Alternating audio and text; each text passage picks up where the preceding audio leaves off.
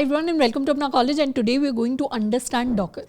अब Docker is an essential part of the entire development process, specially अगर हम एक वर्किंग सॉफ्टवेयर इंजीनियर हैं या फिर अगर हम एक full stack developer, backend developer या डेवऑप्स इंजीनियर हैं. अब जब भी हम डॉकर की बात करते हैं, I personally first encountered Docker when I was working with the Microsoft azure team, and Docker is such an essential tool, it's such an essential service, specially जब हम लार्ज ऑर्गेनाइजेशंस या लार्ज टीम्स के साथ काम कर रहे हैं. तो आज के इस सेशन में हम 3 इंपॉर्टेंट क्वेश्चंस को आंसर करने की कोशिश करेंगे. What is Docker, why do we need Docker, and how is Docker different from a virtual machine. इसके साथ में we are also going to run some basic Docker commands जिससे हमें प्रैक्टिकली पता चल जाए कि प्रैक्टिकल सिनेरियोज के अंदर Docker को हम किस तरीके से यूज़ कर सकते हैं. अब Docker को समझने से पहले ये समझना बहुत ज़रूरी है कि पूरे डेवलपमेंट प्रोसेस के अंदर ऐसी क्या प्रॉब्लम थी जिसको सॉल्व करने के लिए Docker को आना पड़ा. तो जब भी हम अपने एक नॉर्मल डेवलपमेंट प्रोसेस की बात करते हैं तो वो कुछ इस तरीके का दिखता है. फॉर एग्जांपल हमारे पास हमारी कोई मशीन है, let's assume it's a Linux machine. तो इसके ऊपर हम कोई भी एक ऐप है जिसे डेवलप कर रहे हैं. अब इस ऐप को डेवलप करने के लिए कुछ डिपेंडेंसीज होंगी जिनको हमने सेटअप किया होगा. तो let's suppose this is a MERN stack application जिसके लिए हमने Node.js का वर्जन 16 सेटअप किया है और Redis को हम यूज़ कर रहे हैं कैशिंग के लिए जिसका हमने वर्जन 6 सेटअप किया है. तो ये हमारी कुछ डिपेंडेंसीज हैं जिनको सेटअप करने के बाद हमारे सिस्टम के अंदर हमारी एप्लीकेशन रन कर पा रही है. तो नॉर्मली जब हम अपने पर्सनल प्रोजेक्ट्स बिल्ड करते हैं तो वो सेटअप कुछ इस तरीके का होता है. अब लेट्स अज्यूम कि हम डेवलपमेंट कर रहे हैं पर एक टीम के अंदर. तो हमारी टीम के अंदर ऑलरेडी बहुत सारे मेंबर्स हैं जो इस सेम एप्लीकेशन के ऊपर काम कर रहे हैं और हमारी टीम को ज्वाइन करता है एक नया डेवलपर. अब लेट्स अज्यूम कि ये जो नया डेवलपर है इसके पास मैक ऑपरेटिंग सिस्टम है. अब this developer also needs to set up the same environment to run the same application in their system. तो उसके लिए ये सारी डिपेंडेंसीज इन्हें भी इंस्टॉल करनी पड़ेंगी. तो उसके लिए लेट्स सपोज इन्होंने सबसे पहले नोड को इंस्टॉल किया, पर क्योंकि ये थोड़ा सा लेटेस्ट वर्जन इंस्टॉल करना चाह रहे थे तो लेट्स सपोज इन्होंने नोड का वर्जन 20 इंस्टॉल कर लिया या 21 कर लिया. या रेडिस के लिए जब इन्होंने इंस्टॉल किया तो दे इंस्टॉल्ड वर्जन 7. तो इस तरीके से पूरा एनवायरनमेंट इन्होंने सेटअप कर दिया और अब ये एप्लीकेशन अपने सिस्टम पे रन करने की कोशिश कर रहे हैं. अब ये जो पूरा प्रोसेस हमने किया इसके अंदर मल्टीपल प्रॉब्लम्स आ सकती हैं. यानी जब भी हम किसी एक मशीन का पूरा लोकल एनवायरनमेंट किसी दूसरी मशीन के अंदर रेप्लिकेट करने की कोशिश करते हैं तो उस प्रोसेस के अंदर सबसे पहली प्रॉब्लम तो यही आ सकती है कि क्योंकि एक मैनुअल प्रोसेस है जिसमें एक एक करके हम डिपेंडेंसीज को सेटअप कर रहे हैं तो इसके अंदर मैनुअल एरर हो सकता है. सेकेंड प्रॉब्लम ये आ सकती है कि हो सकता है कि हमारी एप्लीकेशन या उसका कोई स्पेसिफिक पार्ट नोड का वर्जन 16 ही यूज़ कर रहा हो, उसके अलावा वो किसी दूसरे वर्जन पे रन ही ना करे. तो उस केस में तो इस एप्लीकेशन को जब हम इस सेकेंड सिस्टम मैक ओएस के अंदर रन करने की कोशिश करेंगे तो यहाँ पे हमारे पास एरर आ जाएगा जिसको हमें बैठ के रिजॉल्व करना पड़ेगा. और थर्ड प्रॉब्लम ये आ सकती है कि लिनक्स सिस्टम के अंदर अगर ये एप्लीकेशन अगर कुछ CLI कमांड्स यूज़ कर रही होगी तो ज़रूरी नहीं है कि वो सेम कमांड्स हमारे मैक सिस्टम के अंदर या हमारे विंडोज़ सिस्टम के अंदर वर्क करेंगे. तो इस तरीके की कई सारी प्रॉब्लम्स हैं जो डेवलपर्स ने इनकाउंटर की जब भी डेवलपर्स बड़ी टीम्स के अंदर काम करते हैं. क्योंकि ये तो हो गया एक टीममेट जिसके लिए हो सकता है हमारे पास प्रॉब्लम्स आए तो उनको हम रिजॉल्व कर दें और एनवायरनमेंट को कम्प्लीटली वहाँ पर सेटअप करा दें. पर अगर एक बड़ी डेवलपमेंट टीम काम कर रही होती है तो उसके अंदर बहुत सारे डेवलपर्स होते हैं, बहुत सारे डेवलपर्स ज्वाइन भी कर रहे होते हैं. तो इतने सारे डेवलपर्स के ऊपर रिलाई करना कि they will be able to replicate that local development environment in their own systems, वो भी बिना किसी एरर के, वो भी हैसल फ्री होकर, वो बहुत बड़ी बात हो जाती है. That is generally not possible. और ये जो प्रॉब्लम है ये सिर्फ लोकल एनवायरनमेंट के अंदर नहीं आती. अगर इसी सेम प्रोजेक्ट को कल को अगर हम डिप्लॉय करना चाहते हैं टू सम प्रोडक्शन सर्वर तो सर्वर के अंदर भी हमें ये सेम एनवायरनमेंट जो है उसे रेप्लिकेट करना पड़ेगा. तो डिप्लॉयमेंट के टाइम पर भी बहुत सारे हमारे पास इश्यूज आ सकते हैं, बहुत सारे एरर्स आ सकते हैं. तो ये जो प्रॉब्लम है ये प्रैक्टिकली एनकाउंटर की कई सारे डेवलपर्स ने अपनी बड़ी लार्ज डेवलपमेंट टीम्स के अंदर. एंड ऑल्सो अगर आपने कोई भी ओपन सोर्स का प्रोजेक्ट अपने लोकल सिस्टम के अंदर सेटअप करने की कोशिश की है तो ये सेम प्रॉब्लम्स आपने भी एनकाउंटर की होंगी. So basically this gave rise to the classical problem in tech, it works on my machine. तो इस प्रॉब्लम को सॉल्व करने के लिए हमारे पास आया डॉकर.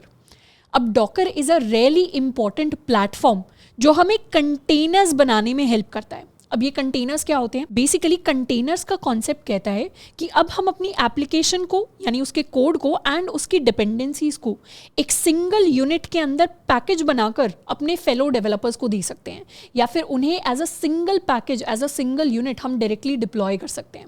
मतलब अब हमें बार बार इंडिविजुअल सिस्टम्स के अंदर या इंडिविजुअल प्रोडक्शन सर्वर्स के अंदर इस तरीके से डिपेंडेंसीज को एक एक करके रेप्लिकेट नहीं करना पड़ेगा. इस चीज़ का हम पूरा एक बंडल बना देंगे जिस बंडल को हम दूसरे सिस्टम्स के साथ शेयर कर सकते हैं, दूसरे डेवलपर्स के साथ शेयर कर सकते हैं, और इसी बंडल, इसी पैकेज को हम कह देते हैं अपना कंटेनर। तो इस कंटेनर के अंदर हम बेसिकली अपनी डिपेंडेंसीज, अपने जितने भी टूल्स हैं कि नोड का हमें कौन सा वर्जन रखना है, रेडिस का हमें कौन सा वर्जन रखना है, वो सारी चीज़ें पहले से ही सेटअप कर सकते हैं। और सबसे अच्छी बात कंटेनर्स की ये है कि ये किसी भी मशीन के ऊपर वर्क करते हैं। अब चाहे हमारा एक डेवलपर मैक सिस्टम पे वर्क कर रहा हो, दूसरा डेवलपर लिनक्स पर वर्क कर रहा हो, तीसरा डेवलपर विंडोज मशीन पे वर्क कर रहा हो, अब ये जो कंटेनर है ये सभी के सिस्टम में एक स्टैंडर्डाइज तरीके से शेयर किया जा सकता है। They don't really need to make any changes to their system to run this specific container. और डॉकर क्या है? डॉकर बेसिकली वो प्लेटफॉर्म है, या कह सकते हैं वो सर्विस है, जो हमें कंटेनर्स बनाने में हेल्प करते हैं, जो इन कंटेनर्स को बिल्ड करने में, इन्हें डिस्ट्रॉय करने में, इन्हें अपडेट करने में हमें हेल्प करते हैं। अब कंटेनर्स की दो काफ़ी खास प्रॉपर्टीज़ हैं। सबसे पहला, हमारे कंटेनर्स पोर्टेबल होते हैं। पोर्टेबल कहने का मतलब है इन्हें एक मशीन से दूसरी मशीन के अंदर शेयर किया जा सकता है। तो it becomes easier to share code as well as dependencies with our development team. And उसके साथ में कंटेनर्स जो होते हैं वो बहुत लाइट वेट होते हैं। लाइट वेट कहने का मतलब है कि बहुत आसानी से बिल्ड हो जाते हैं, बहुत आसानी से अपडेट हो जाते हैं, बहुत आसानी से डिस्ट्रॉय हो जाते हैं। और हम चाहें तो अगर हमें एडिशनल डिपेंडेंसीज इंस्टॉल करनी है अपनी एप्लीकेशन के लिए, तो उन्हें हमें सेम कंटेनर के अंदर इंस्टॉल कर सकते हैं। मतलब ये अगर हमारी लोकल मशीन है तो उस लोकल मशीन का एक पार्ट हमारा कंटेनर हो जाएगा, पर ये कंटेनर कंप्लीटली सेपरेट होगा हमारी लोकल मशीन से। तो पहले लेट्स सपोज कि हमारे किसी इंडिविजुअल सिस्टम के अंदर नोड का वर्जन 16 इंस्टॉल था। तो अगर इस सिस्टम के अंदर हम दो एप्लीकेशन साथ में बिल्ड कर रहे हैं, तो जनरली एक लोकल सिस्टम के अंदर जो भी नोड का वर्जन होगा उसके ऊपर हम सेम एप्लीकेशन बिल्ड कर रहे होंगे। पर क्योंकि अब with the help of containers ये जो इंडिविजुअल एप्स हैं, अब इन दोनों को हम दो कंटेनर्स के अंदर बिल्ड कर सकते हैं। तो हो सकता है इस एक ऐप के अंदर हम वर्जन 16 यूज़ करें और इस सेकेंड ऐप के अंदर हम वर्जन 20 यूज़ करें।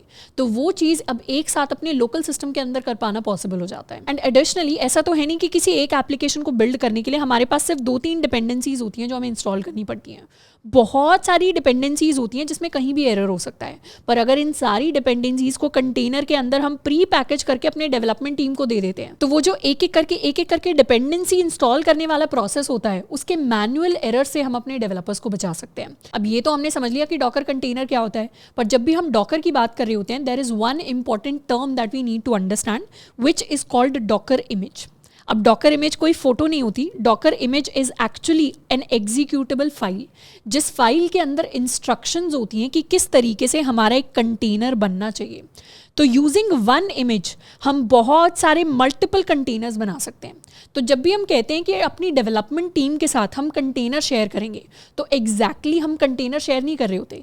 एग्जैक्टली हम अपने प्रोजेक्ट या अपनी एप्लीकेशन का क्या करते हैं, पहले डॉकर इमेज बनाते हैं, फिर ये डॉकर इमेज हमारे इंडिविजुअल टीम मेंबर्स के साथ शेयर होती है, और फिर हर कोई इस डॉकर इमेज की हेल्प से अपना कंटेनर बिल्ड कर लेता है सिस्टम के अंदर। तो जब हम डॉकर इमेज की बात कर रहे हैं, image is basically like a static screenshot or a static snapshot of what the code and the dependencies or what the local development environment is going to look like. Basically Docker image और Docker containers के बीच में वही same relationship है जो एक class और objects के बीच में होता है। हमें पता है कि क्लास क्या करती है, क्लास एक ब्लूप्रिंट देती है कि हमारी हर एक ऑब्जेक्ट कैसी दिखनी चाहिए। तो यूजिंग अ सिंगल क्लास हम अपने कोड के अंदर, ऑब्जेक्ट ओरिएंटेड प्रोग्रामिंग के अंदर बहुत सारी ऑब्जेक्ट्स को बिल्ड कर सकते हैं। तो क्लास क्या करती है, ऑब्जेक्ट्स कैसी दिखनी चाहिए उसका एक ब्लूप्रिंट प्रिपेयर करती है। क्लास हमारे कोड के अंदर कोई एज सच रिसोर्सेज नहीं लेती। मेमोरी के अंदर, मेमोरी लेवल पे जाके जो मेमोरी ऑक्यूपाई करता है या रिसोर्सेज ऑक्यूपाई करता है, वो हमारी ऑब्जेक्ट्स होती हैं। वैसे ही डॉकर इमेज एक ब्लूप्रिंट देती है कि हमारे कंटेनर्स कैसे दिखने चाहिए। वो कंटेनर्स आप मैक ओएस के अंदर भी बना सकते हैं, वो कंटेनर आप लिनक्स के अंदर भी बना सकते हैं, वो कंटेनर हम विंडोज़ के अंदर भी बना सकते हैं। पर डॉकर इमेज बताएगी कि वो कंटेनर कैसे बनना चाहिए, उसके अंदर क्या डिपेंडेंसीज होनी चाहिए, किस तरीके से हमारा सेटअप होना चाहिए। तो जब सिस्टम के रिसोर्सेज को यूज़ करने की बात आती है, तो उसमें डॉकर इमेज एज सच हमारे रिसोर्सेज को यूज़ नहीं करती। रिसोर्सेज को सिस्टम लेवल पे जाके हमारे कंटेनर्स यूज़ कर रहे होते हैं, क्योंकि कंटेनर्स ही एग्जैक्टली अपने लोकल एनवायरनमेंट सेटअप करते हैं और उसी के अंदर पूरा बिल्ड प्रोसेस चल रहा होता है, उसी के अंदर हम सारे अपडेट्स करते हैं, उसी के अंदर हम पूरा डेवलपमेंट प्रोसेस जो है वो कर रहे होते हैं। तो container is basically like an instance of this Docker image. तो ये तो अब हमने थ्योरेटिकली बात कर ली कि एक डॉकर इमेज और एक डॉकर कंटेनर क्या होते हैं, किस तरीके से वर्क करते हैं। अब एक बार प्रैक्टिकली भी एक डॉकर इमेज से अपने कंटेनर को क्रिएट करने की कोशिश करते हैं। अब अपने लोकल सिस्टम पर डॉकर को सेटअप करने के लिए the easiest way is to setup Docker desktop. You can go to this link and you can download Docker for your system. अगर आप मैक पर हैं you can download using the Mac option, नहीं तो हम विंडोज़ या Linux के लिए भी डाउनलोड कर सकते हैं. तो डॉकर डेस्कटॉप को जब हम डाउनलोड करेंगे तो हमारे पास इस तरीके का कुछ इंटरफेस या सॉफ्टवेयर खुल रहा होगा. इसी के ऊपर हम अपने डॉकर के इमेजेस एंड कंटेनर्स के साथ डील करते हैं. अब डॉकर की जितनी भी इमेजेस हैं उनके लिए एक प्लेटफॉर्म है डॉकर हब जो ऑलरेडी एग्जिस्ट करता है. जैसे हम गिटहब के ऊपर अपने कोड्स को अपलोड करते हैं वैसे ही डॉकर हब के ऊपर हम अपनी डॉकर इमेजेस को अपलोड कर सकते हैं और उन इमेजेस को हमारे जो डेवलपर्स हैं, दूसरे लोग हैं, टीममेट्स हैं, वो डाउनलोड कर सकते हैं और अपने सिस्टम के अंदर इमेज से अपने कंटेनर को क्रिएट कर सकते हैं. फॉर एग्जाम्पल अगर हम डॉकर हब पर जाएं तो डॉकर हब कुछ इस तरीके से दिखेगा जिसके अंदर हमने सबसे सिंपल एक इमेज खोली हुई है which is called hello world. तो हम क्या करेंगे, हम इस इमेज को सबसे पहले अपने सिस्टम के अंदर पुल करेंगे and then we are going to turn this image into a Docker container. तो इमेज को पुल करने के लिए जनरली इमेजेस के साथ में आपको पुल कमांड मिल जाएगी which is the Docker pull command. हम डॉकर पुल लिखते हैं एंड उसके बाद जिस भी इमेज को हम पुल करना चाहते हैं तो वो इमेज इंटरनेट से यानी डॉकर हब से हमारे सिस्टम के अंदर, हमारे डॉकर डेस्कटॉप के अंदर आ जाएगी. तो वो करने के लिए we have to copy this, we have to go to our terminal और टर्मिनल के अंदर we can directly write Docker pull hello world. जैसे ही इसे एंटर करेंगे वैसे ही हमारा सिस्टम क्या करेगा, it will start pulling the image from the internet और अब वो इमेज हमारे डॉकर के अंदर अवेलेबल है. तो डॉकर डेस्कटॉप पर इमेजेस के अंदर पहले जो ये स्क्रीन खाली थी अब यहाँ पर हमारे पास हेलो वर्ल्ड नाम की एक इमेज आ गई है and if you look at the image size it is very small. इसीलिए बोला जाता है कि डॉकर की जो इमेजेस हैं या डॉकर के जो कंटेनर्स हो वो जनरली बहुत लाइट वेट होते हैं. तो डॉकर इमेज को आप डाउनलोड करोगे, वैसे तो इस इमेज का साइज केबीज में है जो बहुत छोटा होता है, पर जनरली जो भी इमेजेस हम डाउनलोड करते हैं उनका साइज एमबीज के अंदर होता है. अब इस इमेज को रन करने के लिए we have to convert it into a container. किसी भी इमेज को अगर हम कंटेनर के अंदर कन्वर्ट करना चाहते हैं तो हम लिखते हैं डॉकर रन एंड फिर अपनी इमेज का नाम, हमारी इमेज का नाम है हेलो वर्ल्ड. तो बेसिकली हम क्या कर रहे हैं, हम इस इमेज को रन करने की बात कर रहे हैं. रन करने का मतलब है इसे कंटेनर के अंदर कन्वर्ट करना और उस कंटेनर को रन करना. तो अभी डॉकर के अंदर हमारे कंटेनर्स के अंदर कंप्लीटली एम्प्टी विंडो है. जैसे ही हम इस कमांड को रन करेंगे क्या हुआ, ऑटोमेटिकली हमारे लिए हमारा कंटेनर रन हो गया और ये मैसेज हमारे लिए आकर प्रिंट हो गया जो हमारी उस इमेज ने ही प्रिंट करवाया. मतलब कंटेनर रन हुआ और कंटेनर ने ये मैसेज प्रिंट करवाया है. और अगर हम कंटेनर्स वाली विंडो पर आएंगे तो हमारे लिए दिखा रहा है कि ये कंटेनर एक क्रिएट हुआ है, ये इस कंटेनर की आईडी है, इस कंटेनर को एक रैंडम नाम दे दिया गया है and we have already exited from the container. या तो कंटेनर रनिंग स्टेट में होता है, रन करने का मतलब है कि कंटेनर के अंदर प्रोसेसेस अभी चल रहे हैं, अभी वो कंटेनर स्टॉप या क्लोज नहीं हुआ है. एग्जिट करने का मतलब है कि कंटेनर पूरा रन कर गया और अब हम उस कंटेनर से एग्जिट भी कर गए हैं. तो ये पूरा प्रोसेस कैसे हुआ वो हमारे टर्मिनल पे ऑलरेडी लिखा हुआ है. The Docker client contacted the Docker demon. Basically ये डीमन हमारे डॉकर डेस्कटॉप का ही सबसे इंपॉर्टेंट पार्ट है. डॉकर डेस्कटॉप तो क्या है, हमारा यूआई है जिसके थ्रू हम अपने बटन्स को क्लिक करते हैं, अपने सारे काम करने की कोशिश करते हैं. पर इंटरनली डॉकर डेस्कटॉप का जो कोर है वो हमारा डॉकर डीमन है जो हमारे लिए सारे के सारे काम करता है. तो उस डॉकर डीमन ने इंटरनेट से हेलो वर्ल्ड वाली इमेज को पुल किया फ्रॉम डॉकर हब और उसने उस इमेज की हेल्प से एक नया कंटेनर क्रिएट किया. फिर इस कंटेनर ने हमारे लिए कुछ आउटपुट प्रोड्यूस किया और वो कौन सा आउटपुट है, वो आउटपुट है जिसे हम अभी रीड कर रहे हैं. We are currently reading it और उसी सेम आउटपुट को हमारे टर्मिनल के अंदर प्रिंट करवा दिया गया. अब हमारे कंटेनर का ये जो आउटपुट है ये हमें एक और इमेज सजेस्ट कर रहा है विच इज़ उबुंटू. तो हम चाहें तो इस उबुंटू वाली इमेज को भी पुल कर सकते हैं. लेट्स क्लियर दिस एंड हम डायरेक्टली लिख सकते हैं डॉकर रन -IT. अब -IT stands for interactive mode. Basically हम अपनी इमेज को पुल करके अपने कंटेनर को इंटरैक्टिव मोड में रन करना चाहते हैं. इंटरैक्टिव मोड हम इसलिए यूज़ करें क्योंकि जब हमारे ये उबुंटू वाला कंटेनर रन करेगा तो उबुंटू के अंदर, इस सिस्टम के अंदर, कंटेनर के अंदर हम कुछ कमांड्स को रन करना चाहते हैं. प्रैक्टिकल सिनेरियोज़ के अंदर इंटरैक्टिव मोड्स को हम तब यूज़ कर सकते हैं जब हमारे कंटेनर के अंदर कुछ ऐसी एप्लीकेशन है जिसको हमें कुछ कमांड्स की हेल्प से, कुछ टर्मिनल CLI कमांड की हेल्प से रन करने की ज़रूरत है. तो यहाँ हम रन कर सकते हैं अपनी कमांड को. सबसे पहले उसने डिटेक्ट किया कि ये इमेज लोकली हमारे पास अवेलेबल नहीं है तो इस इमेज को पुल किया जा रहा है एंड फाइनली हमारे लिए हमारी पूरी इमेज डाउनलोड हो गई. और अब हम अगर चेक करेंगे तो डॉकर डेस्कटॉप के अंदर इमेजेस के अंदर we have one more image with the name Ubuntu. ये इमेज ऑलरेडी इन यूज़ है. कंटेनर्स के अंदर देखेंगे तो ऑटोमेटिकली इस इमेज के लिए एक कंटेनर रन करना स्टार्ट कर गया है and this container is running right now. ये एग्जिट नहीं हुआ है, ये रन कर रहा है और यहाँ पर इस कंटेनर की ये आईडी है और ये इसे रैंडम नाम दे दिया गया है. अब अगर हम अपने टर्मिनल पर देखेंगे तो अभी हम अपने कंप्यूटर के लोकल सिस्टम के अंदर नहीं है। अभी हमारा टर्मिनल कहाँ पे पॉइंट कर रहा है? अभी हमारा टर्मिनल पॉइंट कर रहा है कंटेनर के अंदर, मतलब यहाँ पर हम रूट डायरेक्टरी में हैं। कौन से सिस्टम के अंदर? इस आईडी वाले सिस्टम के अंदर। और ये जो आईडी है, ध्यान से देखेंगे तो ये हमारे डॉकर कंटेनर की आईडी है जिसके अंदर हम उबुंटू की इमेज को रन कर रहे हैं। तो अब हम चाहें तो हमारे ये जो उबुंटू कंटेनर है इसी के अंदर हम कुछ चेंजेस कर सकते हैं। जैसे फॉर एग्जांपल इसके अंदर हम ls कमांड रन करेंगे तो ये सारे हमारे पास फोल्डर्स आ गए। हम चाहें तो we can create a new directory with the name of अपना कॉलेज। तो दोबारा ls अगर करेंगे तो अपना कॉलेज डायरेक्टरी हमारे पास आ गई। तो इस तरीके से कई सारे डिफरेंट चेंजेस हैं जो किए जा सकते हैं। हम पूरी फाइल्स बना सकते हैं। पूरा का पूरा डेवलपमेंट अब इस कंटेनर के अंदर किया जा सकता है। यानी नॉर्मली जो डेवलपमेंट हम अपने लोकल सिस्टम के अंदर करते थे, अब वो सारा का सारा प्रोसेस हमारे कंटेनर के अंदर शिफ्ट हो जाएगा। और ये सारी चीज़ें सेटअप करने के लिए, सारी चीज़ें इंस्टॉल करने के लिए हमें ज़्यादा कोई हासिल नहीं करना पड़ा। सिंपली हमने डॉकर डेस्कटॉप को डाउनलोड किया और एक सिंपल सी कमांड को रन किया। तो इतना सिंपल होता है Docker images and Docker containers को यूज़ करना। तो I can simply exit from this container and इस कंटेनर को हम स्टॉप कर सकते हैं यूजिंग डॉकर स्टॉप और फिर अपने कंटेनर की आईडी।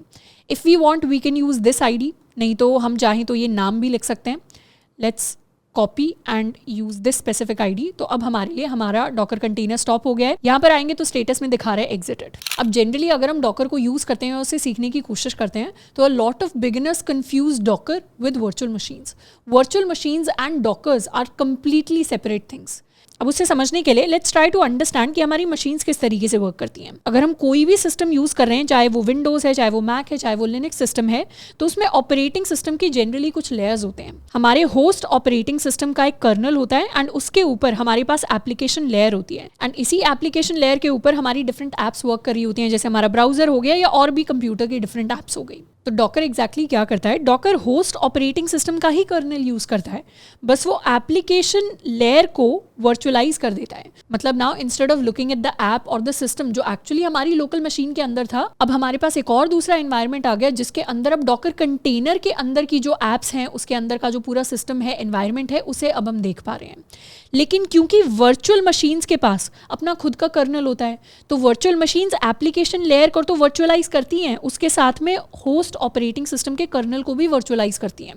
तो जब भी हम वर्चुअल मशीन्स की बात करते हैं, वर्चुअल मशीन्स एक तरीके से पूरे के पूरे ऑपरेटिंग सिस्टम को वर्चुअलाइज कर रही होती हैं। अब क्योंकि डॉकर सिर्फ एप्लीकेशन लेयर को वर्चुअलाइज करने का काम करता है, that is why Docker is lightweight. तो जनरली जब भी हम डॉकर इमेजेस का साइज देखेंगे तो वो कुछ MBs में होगा, जबकि अगर हम एक्चुअली वर्चुअल मशीन्स को यूज कर रहे होंगे तो वो GBs तक हमारी साइज लिमिट को लेकर जा सकते हैं। इसके साथ में Docker is also faster as compare to virtual machines. पर वर्चुअल मशीन्स का एक एडेड बेनिफिट ये होता है कि वर्चुअल मशीन्स हर एक सिस्टम के साथ कंपैटिबल होती हैं, चाहे वो लिनक्स हो गया, चाहे वो मैक हो गया, चाहे वो विंडोज़ हो गया।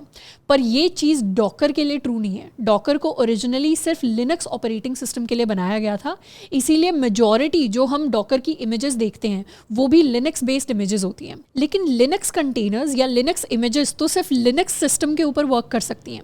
तो फिर हम अपने सिस्टम के ऊपर कैसे लिनक्स बेस्ड इमेजेस को रन करते हैं? वेल दैट इज़ वेयर जहाँ हमें डॉकर डेस्कटॉप जैसे सॉफ्टवेयर्स की ज़रूरत पड़ती है, क्योंकि लिनक्स इमेजेस या लिनक्स कंटेनर्स को डायरेक्टली एक मैक या फिर एक विंडोज सिस्टम के ऊपर नहीं रन किया जा सकता, या फिर वाइसा वर्सा अगर हम एक ऑपरेटिंग सिस्टम की इमेज को किसी दूसरे ऑपरेटिंग सिस्टम के अंदर रन करने की कोशिश कर रहे हैं तो वहाँ पर वो हम डायरेक्टली नहीं कर सकते। पर कौन डायरेक्टली कर सकता है? हमारे लिए डॉकर डेस्कटॉप डायरेक्टली हमें रन करने में हेल्प कर सकता है। तो डॉकर डेस्कटॉप एग्जैक्टली ऐसा क्या करता है? वो हमारे सिस्टम के अंदर एक लाइट वेट हाइपरवाइजर की लेयर ऐड करता है which internally uses a light weight Linux distribution. तो जो हम लिनक्स बेस्ड इमेजेस को पुल कर रहे होते हैं या कंटेनर्स को रन कर रहे होते हैं वो बेसिकली एक लाइट वेट लिनक्स डिस्ट्रीब्यूशन के ऊपर ही रन कर रहे होते हैं। तो हाइपरवाइजर एक सॉफ्टवेयर की लेयर होती है जिसकी मदद से जो भी हमारा होस्ट कंप्यूटर है वो मल्टीपल वर्चुअल मशीन्स को सपोर्ट करने लगता है। तो अगर हम किसी भी मैक सिस्टम पर हैं या फिर अगर हम किसी भी विंडोज सिस्टम पर हैं तो फिर हम अपने लिनक्स बेस्ड कंटेनर्स को रन कर सकते हैं, अपनी लिनक्स बेस्ड इमेजेस को हम यूज कर सकते हैं और उन्हें हम बिल्ड कर सकते हैं। So this was all about Docker and why do we use Docker and how is Docker different from a virtual machine.